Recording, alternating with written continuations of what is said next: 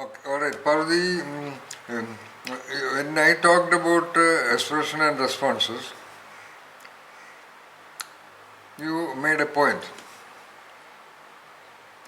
What was that point? That a purest of expression can happen only at an infant stage and Yeah, you it may said, not be beyond that. yeah, you said purest expression will take an individual to that infant level of purity, right? Yeah. Pure Yeah. consciousness, the so-called pure consciousness is correct. Or only when an individual reaches the so-called pure consciousness, attained by people who have had satori or so-called enlightenment or what you call about the Buddha and sitting under the tree or any other person we do not know. I mean whoever.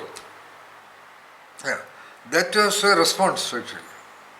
When you talk about the second level of response, which I said in the beginning as body movements or face movements or a little baby is standing at the doorstep and the visitor comes, it looks at the visitor and smiles or laughs or talks, makes some sounds and or it calls the mother or when the mother calls, the child says making a sound or later the child responds with a certain yeah mama, yes mama or etc. They are all responses. Of course, there are no watertight compartments, of course, okay. Yeah.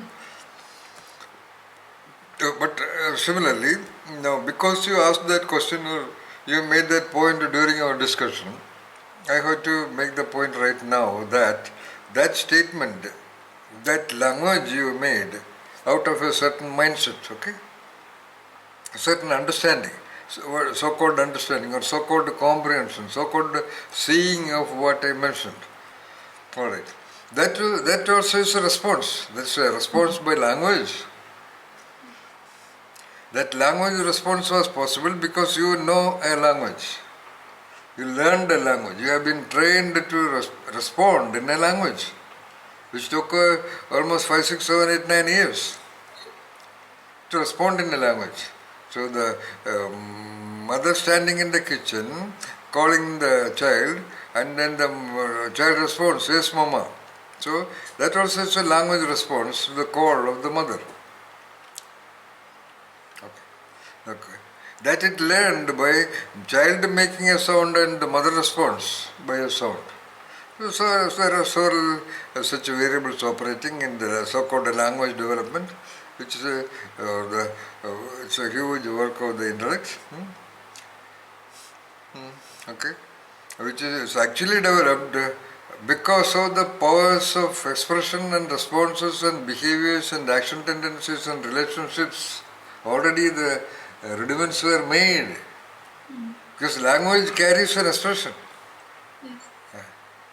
Almost all dialogues, you know, human relationships, human interactions carry languages, and most of the time, language inevitably contains traces of expression of lower, medium, heavy, high, and supreme kind of expressions. And people shout at each other and use so called foul language and bad language and all those things.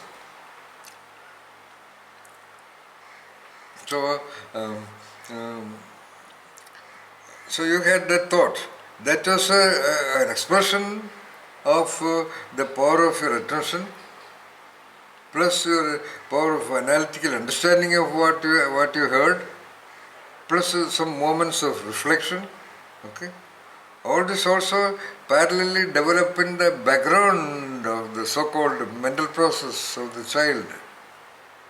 Like what you see outside when you look at through the door, whatever you see, the trees and the plants and the grass and the flowers, they are all manifested there by the dynamics of process under the soil or all around the nature process.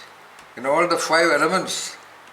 Similarly, the grass or the expressions of the plants, the responses of the trees or the behaviors or the actions or the wild movements of the winds and the rain, all these things are working because of some other wonderful forces operating Similarly, within the mental, so-called internal autonomic and cerebral process of the human entity, there are several processes invisible to the outside world and insensible even to the most proprioceptive or sensitive human being. So, that at the rudimentary root level of your so-called mental process, there was an expression, or you wanted to express whatever originated there out of your attention and thinking of what you heard from me. So, and that came as a response. Response meaning you responded. That out of your choice. It was a response, and the same response could have been possible if I asked you, okay, you want to ask anything? Or do you have a point there? Then also it is possible. But your power of expression operated at a much more level of freedom, so that whatever response occurred to your intellect or analytical process, you made it into a point, and you invited my attention by making some movements, making some expressions, or making some sounds or some part of speech or language, and then you did an action. It's an action. It's an activity of talking. Okay. Of course, in a language which you are capable of. Unless you have that level of language, you would not be able to express that response of your system.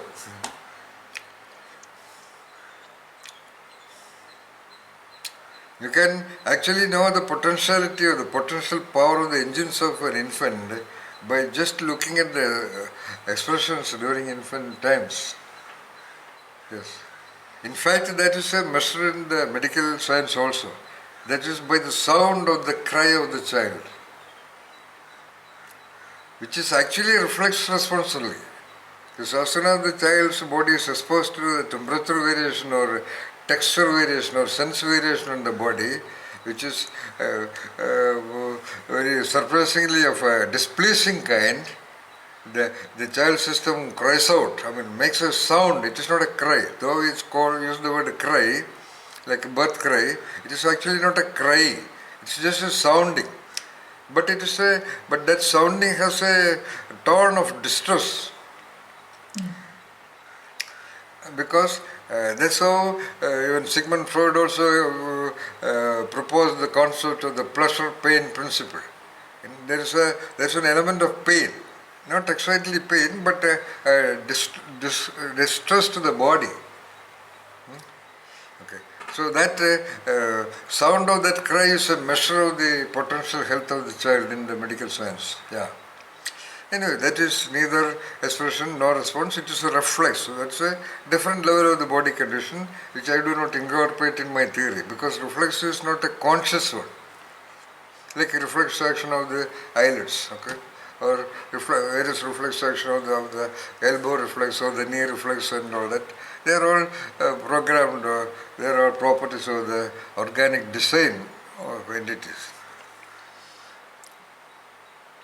And there are some kids children who doesn't cry. Is that their expression or is it a physical problem? I told you that birth. that birth cry is only a reflex. It is neither an expression nor a response nor a behavior nor an action. It is a reflex. It is called reflex. So it's an organic reflex only. Birth cry. Similarly, touching the lips, showing the sucking response, it is an organic reflex only. It is not a response. Responses are more or less conscious level, so-called consciousness. The rudimentary beginning of consciousness in the little baby. That's why I think even Amaya and Mantra, both of them smiled. I think the third day or even the second day. I don't know whether even the first day itself, I suppose. So that is the rudimentary beginning of consciousness in the child. For example, I have seen, let's say, 6 months or 9 months old children. Quite recently, when I think less than a year old child, I suppose, as soon as it saw me, it started crying and it turned back its head on the body of the mother. Only one or two instances come to my memory. And then I told the mother also, maybe because it saw the face with the, but that is all because the child has already learned to respond to a non-usual figure because it has been trained like that, unknowingly by the mother or something like that. Otherwise, for a child, for a little baby, there is no reason why it should cry and turn back when it sees a figure like that of mine. Because the child does not understand. Anything is an image for the child only. A little baby, a crawling baby can interact even with an oncoming snake or whatever in the environment. It will take away a dead butterfly on the ground and put it in the mouth. And it normally, most of the crawling children, if nobody is surprised, it will take its own feces and eat it.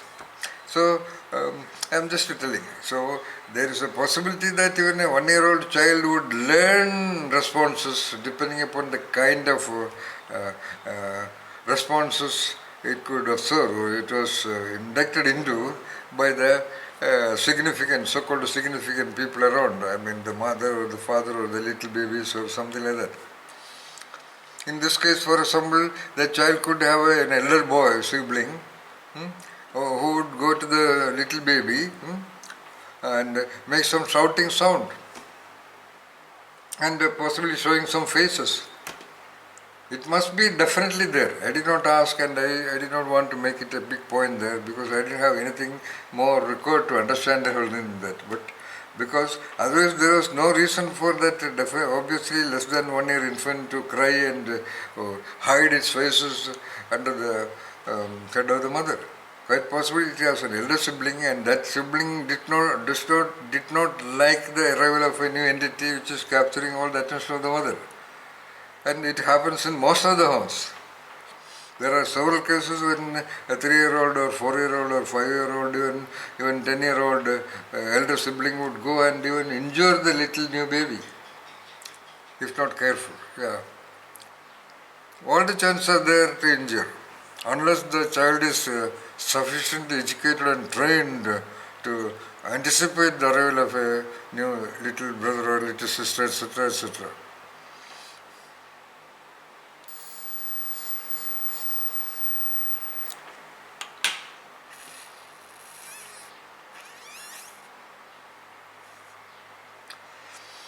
So that's a little variation. Coming back to the point, so first there are assertions, then responses, then comes behaviors. So what is a behavior? Behavior, as you can easily understand, it would definitely involve expressions, it would definitely involve responses. After expressions and responses achieve certain maturity and experience, then behavior, it behaves, that means there is a movement, walking movement or hand movements, face movements, body movements, along with expressions of emotions, of joy or displeasure or whatever, towards other people, plus towards situations and body states of hunger, etc. And behave with the toys, behave with the objects and other things in the environment, or behave with siblings of whatever age, or behave with the mother body, behave with the father body, behave with the relatives who come there, behave with the visitors and all that. Behaviors are little more larger spectrum of expressions and responses along with whatever learned sounds and whatever little language is learned. Now, as the child matures 1.5 to 2 years, many things develop parallelly. It is not that expressions developed, okay, class 1 passed, then go to class 2, responses. No, it all happens simultaneously, almost, okay, with a little bit of maturity achieving for the body as well as the central nervous system, plus depending upon the impact of the environment. back to the environment meaning, there are cases when children have been accessed from wild situations. Okay, there are the famous cases described in most of the textbooks in sociology. The cases are named feral cases, FERAL. Sometime during the Britishers' time, before independence, when two Britishers went for hunting expedition somewhere in Rajasthan, I suppose, they saw a pack of wolves running away, and anyway, they identified two of the so-called wolves looked like human children, and they went to that, and as they neared, it showed all the expressions of wolves. And it sounded like wolves, and it made all the retro movements or reactions and responses and the behaviors and the ways of actions and ways of relating and sounding parallel to that of a wolf, which a human body can do. Okay.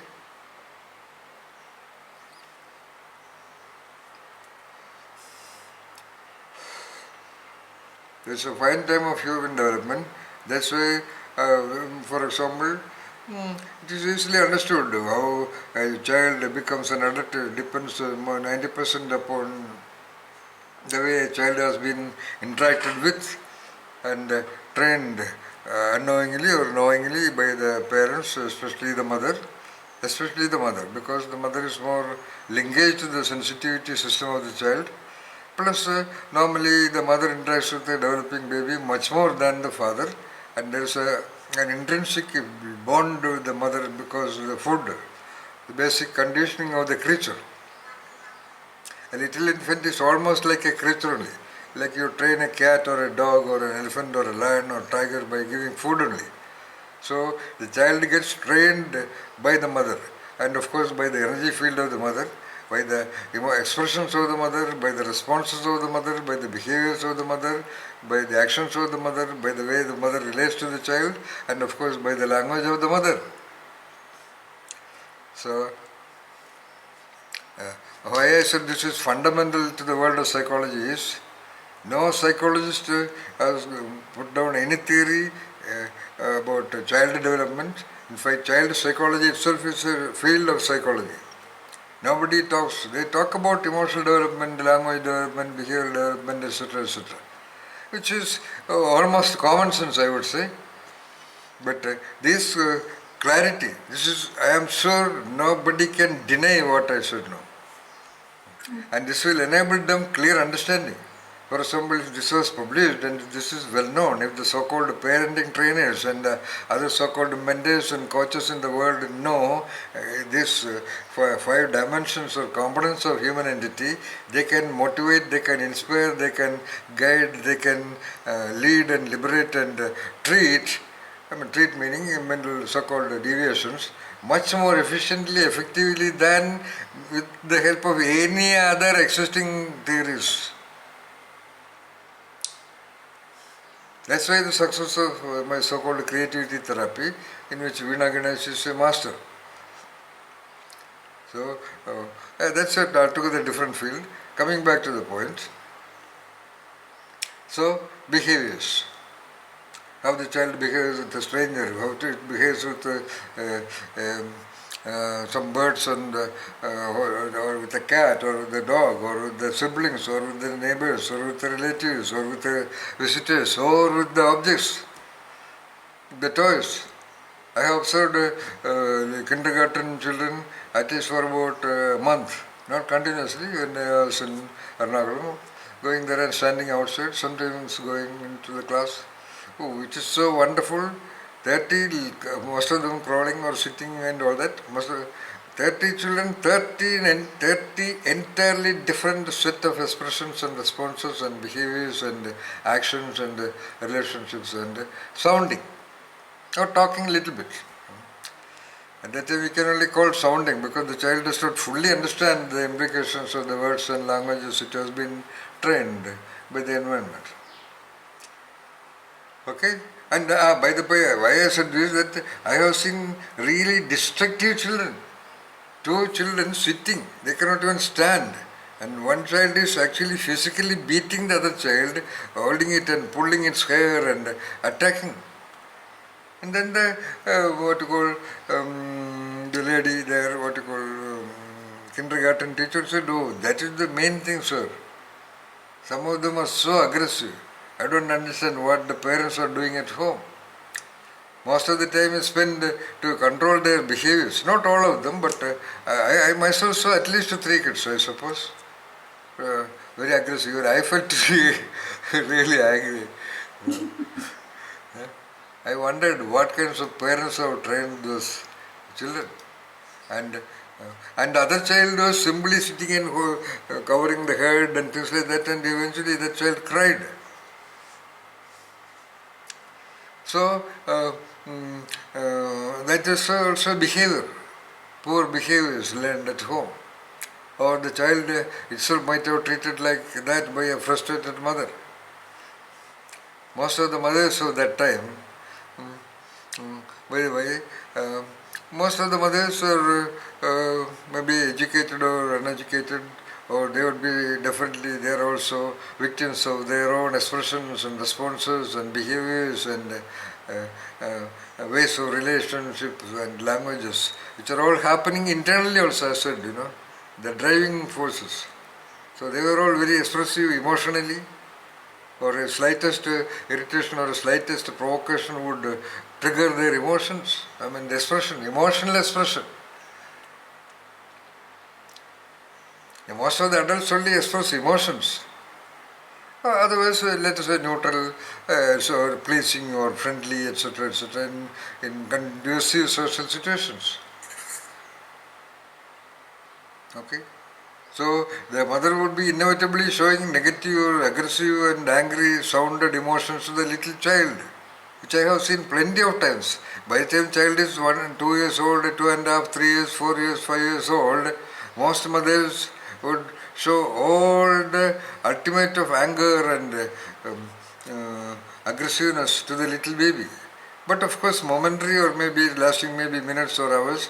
But of course then they realize, or then that a bout of anger is over, and then they lift the child and feed the breast or kiss it and all those things, and the little babies do not have a fully developed mind, and the baby which has been treated so negatively just a second back will open all its hands to go to the mother, luckily.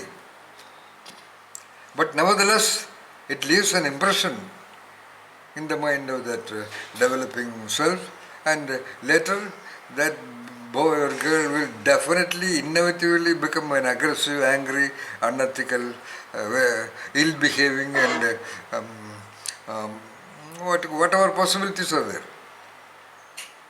Almost all mental illnesses, mental disorders have been uh, um, theorized by all the clinical psychologists and all the well-known researchers, Sigmund Freud or Jung or Alfred Adler or Abraham Maslow or whoever, to that kind of what you call deviant interaction pattern of the parents and the child.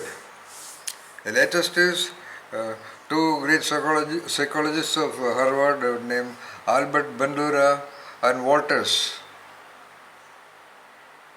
Bandura and Walters, Bandura and Walters. They together have written a lot of books, and they are the ones who made famous the theory of what you call double bind, double-bind. Then they found that more than 87 or whatever percentage of parents, especially the mothers, induce what you call or display or express or respond or behave or act or relate or talk to the child in a double binding situation, double binding nature. Double binding meaning, for example, the child will be beaten, even beaten, and the child is crying, and some mothers enjoy the cry of the child, really. That I have seen personally. I know a mother also. Many mothers could be there, but I know at least one mother. And then immediately they lift the child, the crying child, and it is going on crying, and then the mother will kiss it very hard and very passionately and all those things. Because that mother likes the child, crying child. And that mother did it in front of me, and she told me, "Oh, it is so pleasing, it is so cute to see the child crying." It was less than 2 years child only. Yeah.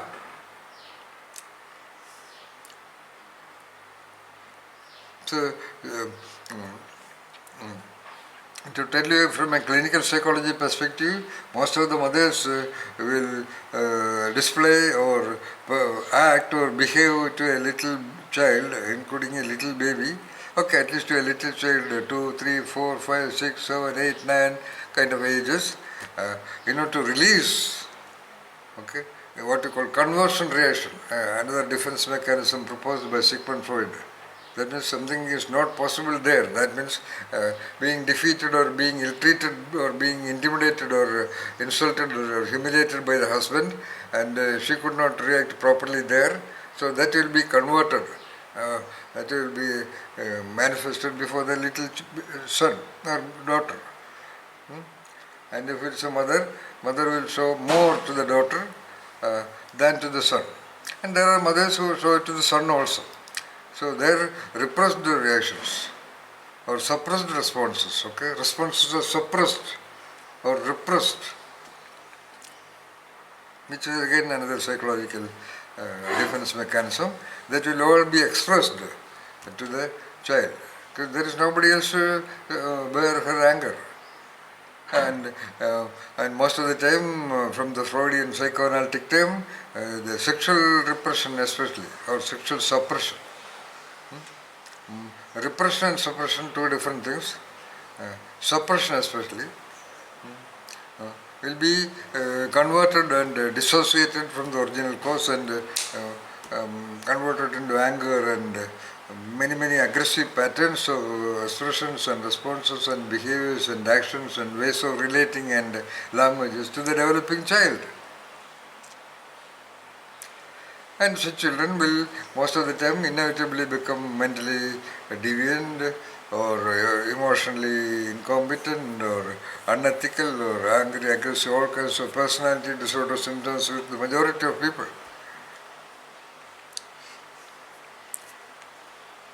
I have a theory I have observed, and by going by the newspaper reports and watching the YouTube items, for example, young men of Kerala are much more aggressive and angry and all those things. Okay. Because their mothers are educated, okay, and they are not properly treated by their husbands. So they might have shown very deviant kind of expressions and responses and behaviors and ways of relating and ways of language to this boy. Maybe that is the case even with a great number of Tamilian people also. They are also instantly aggressive. But nowadays it is shown that men of India are much more aggressive, instantly aggressive, angry and ready to kill and ready to physically attack and assault somebody else for even minutest trigger of whatever. Because it will happen increasingly, because the modern mothers are much less inclined to take care of the child. They don't have time or the inclination. And there are so many mothers who do not even breastfeed their children properly. It is already complained, and medical stories talk about that. And they always see a little baby as an obstruction or a hazard or a block to their freedom of movement and action. There are many mothers I have seen as an observer and as a researcher visiting many homes with the purpose of researching. Okay? One day what I saw is that we were all going for some kind of a meeting or a party, I don't know. Anyway, a mother comes with well-dressed, whatever costly Kanjivaram silk, and the little girl is immediately climbing onto the, even before she could notice, as she was setting the pallus of the fleets of the sari, the child almost crawled onto the sari.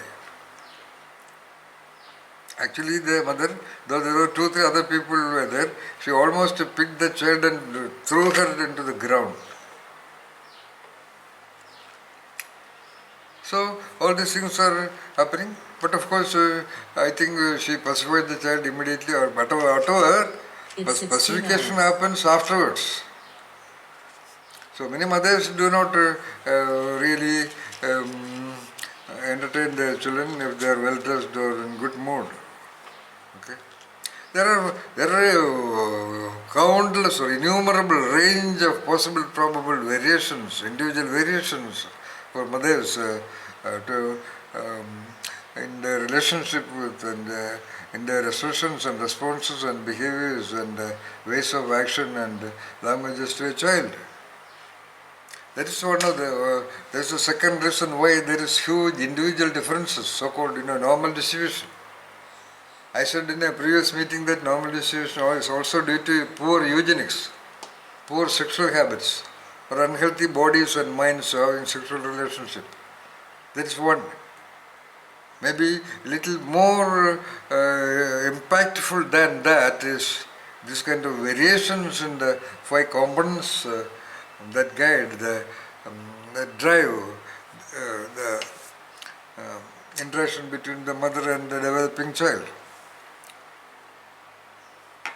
Then by 5 and 6 and all that, then the peer group, then the siblings, then the neighborhood boys and the playground situations, they all can have varied interactions, varied impacts on the developing expressions, response, behaviors, actions, etc. of the child, of a given child. Because all this are to be learned. For human being, everything is to be learned. Because human being is born as an empty slate, unlike a cat or a rat or a dog. So everything is to be trained, including how to eat, it has to be trained. Okay? How to walk, it is to be trained. Everything is to be trained. So, therefore it is so complex. How it is trained, when it is trained, the method of expressions and responses and behaviors and relationship and language that happened during training interventions knowingly or unknowingly. Get the point?